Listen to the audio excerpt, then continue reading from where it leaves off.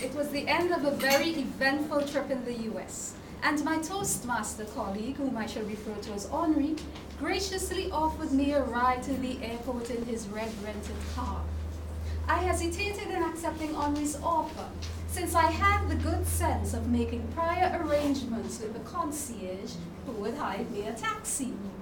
I therefore had to make an important decision. And so I thought, yes, this is how I think. Contest chair, fellow Toastmasters, guess. I thought, should I take the taxi and pay US 120 or ride with Toastmaster Henri for free?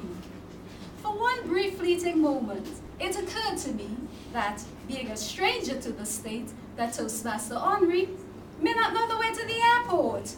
But I thought, man, who cares when there are so many duty-free perfumes sitting on the shelves, waiting to be bought with the US 120. And so I did what I believe that any right-thinking, perfume-loving person would do. I rode with Toastmaster Henri for free. And like the lady in the Taco Bell commercial, I learned that there is no such thing as a free ride or a free lunch. Free things do come with a cost. In this case, a cost which some unsuspecting passenger seated in this room had to pay. So on Sunday the 16th August 2009 at 4:30 a.m. I got up and checked out of my room on the 10th floor of the MGM Grand Hotel and headed down to the lobby where I met Toastmaster Henri. But there, across the room, was the blue cab taxi driver the concierge had hired. Dang, I forgot to cancel the cab. What was I going to do? But then, aha, it dawned on me that I knew the taxi driver, but the taxi driver did not know me. And so I did what I believe that any right-thinking, taxi-evading person would do. With my luggage in tow, I made a run for it. I scurried past the driver and escaped into the sanctuary of Henri's waiting rental car, hoping to make a quick getaway. Except that Henri was nowhere to be seen. There he was, still in the lobby, chatting quite intently with the porter. Then after what seemed an eternity, he came to the car, carrying a few sheets of paper in his hand. Lo and behold, the porter had given our Toastmaster Henri 3 pages of white letter-sized paper with directions to the airport. Our own homemade GPS. For the first half hour of the journey, the GPS worked fine, until I noticed that we had gone past the hospital. The same mental hospital 2 times. And I deduced that we were lost. And what do right-thinking people do when they get lost? They cry! Then stop and ask for directions. But no, not our Toastmaster Henri.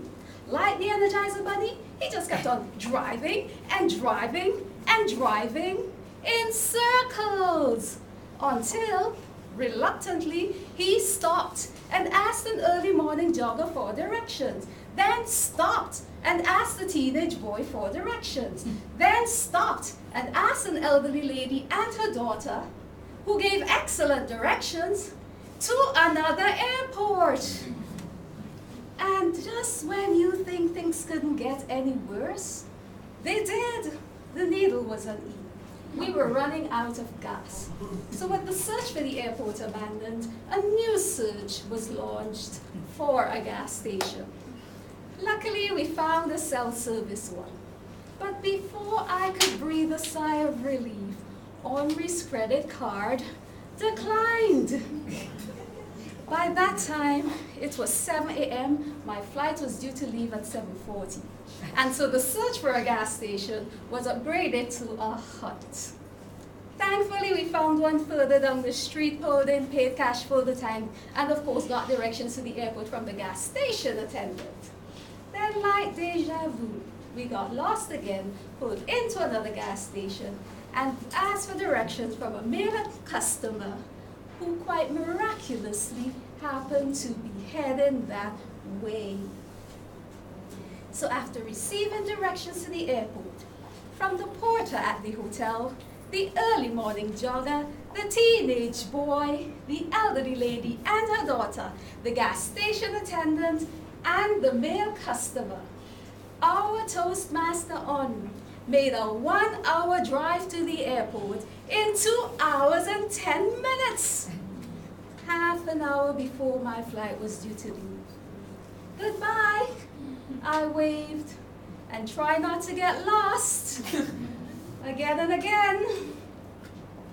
Ladies and gentlemen, if you have said yes to a free ride home tonight, I advise you to reconsider, refuse, and remember Toastmaster Henri and the free ride which cost this unsuspecting passenger the duty-free perfumes I couldn't buy because I had to use most of the US 120 to buy gas for Henri's red rented car.